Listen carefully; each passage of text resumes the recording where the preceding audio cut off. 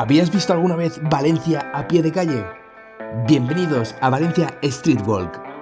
Recorremos Valencia en el año 2023.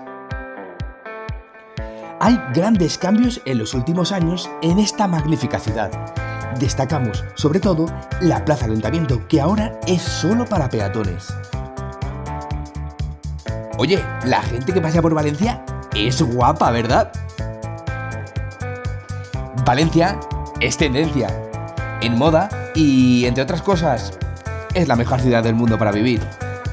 Ah, por cierto, esto último no lo digo yo. De acuerdo a Internation, Valencia no solo lidera la lista general, sino que también ocupa el puesto número 1 en calidad de vida. La verdad es que los peatones tienen total libertad por estos lugares y eso es un punto muy a favor.